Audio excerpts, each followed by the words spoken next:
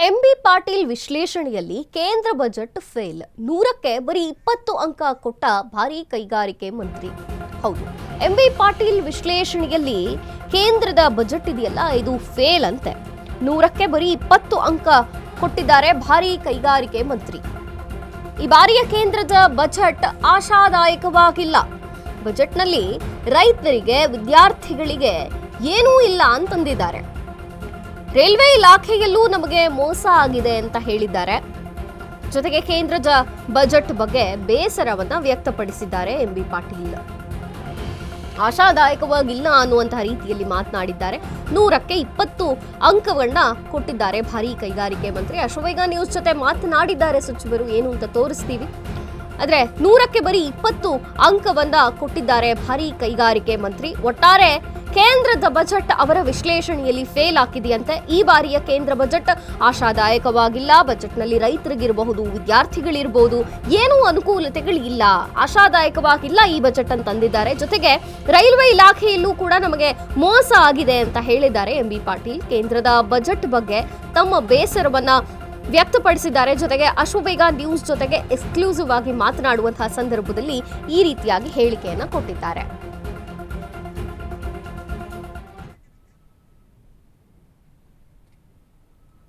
ಆಗಿದೆ, ರಾಜ್ಯಕ್ಕೆ ಏನೂ ಸಿಕ್ಕಿಲ್ಲ ಅನ್ನುವಂತಹದ್ದು ಕೂಡ ಕಾಂಗ್ರೆಸ್ ನಾಯಕರು ಕೂಡ ಹೇಳ್ತಾ ಇರುವಂತದ್ದು. ನಮ್ಮ ಜೊತೆಗೆ ಸಚಿವರಾದಂತಹ ಎಂಬಿ ಪಾಟೀಲ್ ಇದ್ದಾರೆ, ಮಾತನಾಡಿಸ್ತಾ ಹೋಗ್ತಾನೆ. ಸರ್, ಒಂದಿಷ್ಟು ನಿರೀಕ್ಷೆಗಳಂತೂ ಇತ್ತು, ಪ್ರತಿ ಬಾರಿಯಂತೆ ಈ ಬಾರಿಯೂ ನಿರೀಕ್ಷೆಗಳು ಹೆಚ್ಚಿತ್ತು, ಆದ್ರೆ ಯಾವುದೇ ನಿರೀಕ್ಷೆ ಪರಿಪೂರ್ಣ ಆಗಿಲ್ಲ ಅನ್ನುವಂತಹದ್ದು ಕೂಡ ನೀವು ಸುದ್ದಿಗೋಷ್ಠಿಯಲ್ಲಿ ಹೇಳಿದ್ರು. ನೋಡಿ, ನಾನು ಅಷ್ಟೇ ಅಲ್ಲ, ನಿಮಗೂ ಅರ್ಥ ಆಗಿದೆ ಅಲ್ಲಮ್ಮ. ನೀವು ಕೂಡ ಮಧ್ಯಮ, ಕೆಲ ಮಧ್ಯಮ ಮೀಡಿಯಾ ಪರ್ಸನ್ಸ್, ನೀವು ಕೂಡ ಬರುವಂಥದ್ದು. ಈಗ ಯಾರಿಗೂ ಕೂಡ ಮಧ್ಯಮ ವರ್ಗದಾಗಲಿ, ಕೆಳ ಮಧ್ಯಮದವ್ರಿಗಾಗಲಿ, ಸಾಮಾನ್ಯ ಜನರಿಗಾಗಲಿ ಇವತ್ತು ಎಲ್ಲವೂ ಕೂಡ ತುಟ್ಟಾಗಿದೆ. ಪೆಟ್ರೋಲು, ಡೀಸೆಲು, ಗ್ಯಾಸ್ ಸಿಲಿಂಡರ್ಸು ಎಲ್ಲ ಪದಾರ್ಥಗಳು ತುಟ್ಟಿಯಾಗಿದ್ದಾವೆ. ಏನಾದರೂ ಟ್ಯಾಕ್ಸ್ ರಿಬೇಟ್ಸ್ ಕೊಟ್ರಾ? ಅದೇ 4 ಲಕ್ಷ ರೂಪಾಯಿ 05 ಹಿಂದಿದ್ದು ಮುಂದುವರೆದಿದೆ. ಟ್ಯಾಕ್ಸ್ ಸ್ಲ್ಯಾಬ್ ಬಿಟ್ಟರು ಏನೂ ಕೂಡ ಇದರಲ್ಲಿ ಇದು ಆಗಿಲ್ಲ. ಆಮೇಲೆ ರೈತರಿಗೆ ಏನಾದ್ರು ಕೊಟ್ಟಿದ್ದಾರೆ? ನೀರಾವರಿಗೆ ಕೊಟ್ಟಿದ್ದಾರೆ. ನೀರಾವರಿ ಹಿಂದೆ ಅಪ್ಪರ್ ಭದ್ರಾಗೆ 5,600 ಕೋಟಿ ರೂಪಾಯಿ 3-4 ವರ್ಷ ಆಯಿತು. ಕ್ಯಾಬಿನೆಟಲ್ಲಿ ಅನೌನ್ಸ್ ಮಾಡಿ ನಾಚಿಕೆ ಬರಬೇಕು ಅವ್ರಿಗೆ, ಇನ್ನೂ ತನಕ ಅದನ್ನು ಕೊಟ್ಟಿಲ್ಲ. ಅಪರ್ ಕೃಷ್ಣ ಪ್ರಾಜೆಕ್ಟನ್ನು ನ್ಯಾಷನಲ್ ಪ್ರಾಜೆಕ್ಟಾಗಿ ಡಿಕ್ಲೇರ್ ಮಾಡಿ 50,000 ಕೋಟಿ ಕೊಡಬೇಕು ನೀವು ಅಂತ ಕೇಳಿದ್ದೀವಿ.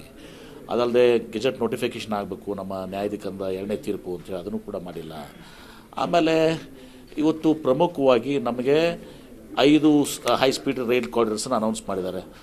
ಹೈ ಸ್ಪೀಡ್ ರೈಲ್ ಕಾರಿಡಾರ್ಗೆ ಇವತ್ತೊಂದು ದಿವಸ ಮುಂಬೈ ಪುಣೆ ತೊಗೊಂಡಿದ್ದಾರೆ, ಸಂತೋಷ. ಮುಂಬೈ ಪುಣೆ ಹೈದರಾಬಾದ್ ತೊಗೊಂಡಿದ್ದಾರೆ, ಸಂತೋಷ.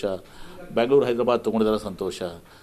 ಬೆಂಗಳೂರು ಚೆನ್ನೈ ತೊಗೊಂಡು ಸಂತೋಷ. ಆದರೆ ಪ್ರಮುಖವಾಗಿ ಎಲ್ಲದಕ್ಕಿಂತ ಹೆಚ್ಚಿಗೆ ಪ್ರಮುಖವಾಗಿ ನಮ್ಮ ರಾಜ್ಯ ಅಷ್ಟೇ ಅಲ್ಲ, ರಾಷ್ಟ್ರ ಮತ್ತು ಮಹಾರಾಷ್ಟ್ರ, ವೆಸ್ಟರ್ನ್ ಮಹಾರಾಷ್ಟ್ರ ಇಟ್ಕೊಂಡು ಇವತ್ತು ಮಹಾರಾಷ್ಟ್ರಕ್ಕೂ ಕೂಡ ಅಷ್ಟೇ ಅನುಕೂಲ ಆಯಿತು.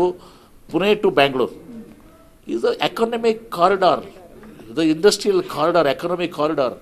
ಅದನ್ನೇ ಇವತ್ತು ದಿವಸ ಇವ್ರು ತೆಗೆದುಕೊಂಡಿಲ್ಲ. ಅದನ್ನು ತೆಗೆದುಕೊಳ್ಳಾರ್ದೆ ಇವತ್ತು ದಿವಸ ಭಾಳ ದೊಡ್ಡ ಅನ್ಯಾಯವನ್ನು ಇವತ್ತು ದಿವಸ ಕರ್ನಾಟಕ ಮತ್ತು ಮಹಾರಾಷ್ಟ್ರ ಭಾಗ, ನಮ್ಮ ರಾಜ್ಯಕ್ಕೆ ಅಷ್ಟೇ ಅಲ್ಲ, ಮಹಾರಾಷ್ಟ್ರಕ್ಕೆಲ್ಲ ಇಡೀ ದೇಶಕ್ಕೆ ಇವತ್ತು ದಿವಸ ಮಾಡಿದ್ದಾರೆ. ಬಹುಶಃ ಯಾವ ಮುಖ ಎತ್ಕೊಂಡು ನಮ್ಮ ಪ್ರಹ್ಲಾದ್ ಜೋಶಿ ಅವರು ಇದನ್ನು ನಾಳೆ ಇವ್ರು ಕೇಳಿದ್ರೆ ಏನು ಉತ್ತರ ಕೊಡ್ತಾರೆ ನನಗೆ ಗೊತ್ತಿಲ್ಲ. ಇದು ಭಾಳ ನೋವಿನ ಸಂಗತಿ. ಇವತ್ತು ದಿವಸ ಈ ಪುಣೆ ಟು ಬ್ಯಾಂಗ್ಳೂರನ್ನು ಹೈ ಸ್ಪೀಡ್ ರೈಲ್ ಕಾರಿಡಾರ್ನ ಮಾಡಲಾರ್ದು ರೈಲ್ ಅರ್ತ್ ಕಾರಿಡಾರ್ ಮಾಡಿದ್ದಾರೆ. 4ರಲ್ಲಿ ಅದ್ರಾಗೂ ನಮ್ಗೆ ಕೊಟ್ಟಿಲ್ಲ. ಇವತ್ತು ಕ್ವಿನ್ ಸಿಟಿ ಅನೌನ್ಸ್ ಮಾಡಿದರೆ ಸ್ವಾಗತ ಮಾಡ್ತೀನಿ. ನಮ್ಮದೇ ಅಂತ ಕ್ವಿನ್ ಸಿಟಿ ಮಾದರಿಯಲ್ಲಿ ನಮಗೆ ಈಗಾಗಲೇ ಕ್ವಿನ್ ಸಿಟಿ ಇದೆ, ಅದಕ್ಕೆ ಹಣವನ್ನು ಕೊಡಬೇಕು. ಇನ್ನು ಎಲ್ಲ ಟೀಕೆನೇ ಬೇಡ. ಇವತ್ತು ಒಂದಂದರೆ ಕೆಲವು ಔಷಧಿಗಳು, 17 ಔಷಧಿಗಳನ್ನ ಕ್ಯಾನ್ಸರ್ ಇದು ಮಾಡಿದರೆ ಅದನ್ನು ಸ್ವಾಗತ ಮಾಡ್ತೀನಿ. ಜಿಲ್ಲೆಗೊಂದು ಮಹಿಳಾ ಕಾಲೇಜನ್ನು, ಮಹಿಳಾ ಹಾಸ್ಟೆಲನ್ನು ಹೇಳಿದರೆ ಅದನ್ನು ಸ್ವಾಗತ ಮಾಡ್ತೀನಿ. ಅದನ್ನು ಬಿಟ್ಟರೆ ಇದು ಜನಸಾಮಾನ್ಯರಿಗೆ, ರೈತರಿಗೆ, ವಿದ್ಯಾರ್ಥಿಗಳಿಗೆ, ಆಮೇಲೆ ರಾಜ್ಯಕ್ಕೆ ಇವತ್ತೊಂದು ದಿವಸ ಕೊಡುಗೆ ಇವ್ರದ್ದು ಶೂನ್ಯ. ಇವತ್ತೊಂದು ದಿವಸ ಇಲ್ಲೊಂದು ಕಡೆ ಚಿನ್ನ ಬೆಳ್ಳಿ ವಿಚಾರವೂ ಕೂಡ ಚರ್ಚೆ ಇತ್ತು, ನಿರೀಕ್ಷೆ ಇತ್ತು. ಅಂದರೆ ಕಂಟ್ರೋಲಿಂಗ್ ಸಿಸ್ಟಮ್ ಕೇಂದ್ರದಲ್ಲಿ ಇರುತ್ತೆ, ಅದನ್ನಾದರೂ ಅಟ್ಲೀಸ್ಟ್ ಜನಸಾಮಾನ್ಯರ ಕೈಗೆಟುಕುವಂತೆ ಮಾಡ್ತಾರೆ ಇವರು ಅಂತ. ಅದ್ರ ಬಗ್ಗೆನೂ ಯಾವುದೇ ರೀತಿಯಾದಂತಹ ಒಂದು ಘೋಷಣೆನೂ ಇಲ್ಲ ಸರ್. ಚಿನ್ನ ಇದು ವೊಲಟೈಲ್ ಇದೆ. ಇವತ್ತು ಚಿನ್ನದ ಬಗ್ಗೆ ನಾನು ಮಾತನಾಡಕ್ಕೆ ಹೋಗೋದ್ರೆ ವೊಲಟೈಲ್ ಇದೆ. ಇವತ್ತು ದಿವಸ ಭಾಳಷ್ಟು ಅಂತಾರಾಷ್ಟ್ರೀಯ ಜಿಯೋ ಪೊಲಿಟಿಕಲ್ ಸಿಚುವೇಶನು, ಟ್ರಂಪ್ ತಾರೀಫು, ಇವೆಲ್ಲ ಇವು 108 ಇದರಲ್ಲೇ ಚೈನಾ, ಇದೆಲ್ಲರೂ ಕೂಡ ಆಗ್ತದೆ. ಆದರೆ ಇವತ್ತು ದಿವಸ ಯಾವುದೂ ಜನಸಾಮಾನ್ಯರಿಗೆ ಕೊಟ್ಟಿಲ್ಲ, ಇವತ್ತು ರೈತರಿಗೆ ಕೊಟ್ಟಿಲ್ಲ, ನೀರಾವರಿಗೆ ಕೊಟ್ಟಿಲ್ಲ, ಕೃಷಿ ಕೊಟ್ಟಿಲ್ಲ, ವಿದ್ಯಾರ್ಥಿಗಳಿಗೇನು ಕೊಟ್ಟಿಲ್ಲ. ಇವತ್ತು ದಿವಸ ಇದು ಸಂಪೂರ್ಣವಾದಂಥ ವಿಫಲವಾದಂಥ ಬಜೆಟ್ ಇವತ್ತು ದಿವಸ. ಅದರಲ್ಲಿ ಕೇಂದ್ರ ಬಜೆಟ್ಗೆ ಎಂಬಿ ಪಾಟೀಲ್ ಅವರು ಕೊಡುವಂತಹ ಮಾರ್ಕ್ಸ್ ಎಷ್ಟು?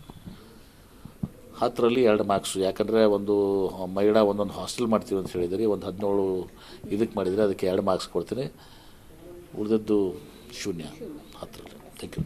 ಇದಿಷ್ಟು ಎಂ ಬಿ ಪಾಟೀಲ್ ಅವರ ಮಾತು. ಇದೊಂದು ಶೂನ್ಯ ಬಜೆಟ್ ಅನ್ನುವಂತಹದ್ದು ಕೂಡ ಅವರ ಅನಿಸಿಕೆ. ಕ್ಯಾಮರಾಮನ್ ಗಂಗಾಧರ್ ಜೊತೆ ದೀಪಾ ಕುಕ್ಕುವಾಡ, ಅಶ್ವವೇಗ ನ್ಯೂಸ್, ಬೆಂಗಳೂರು.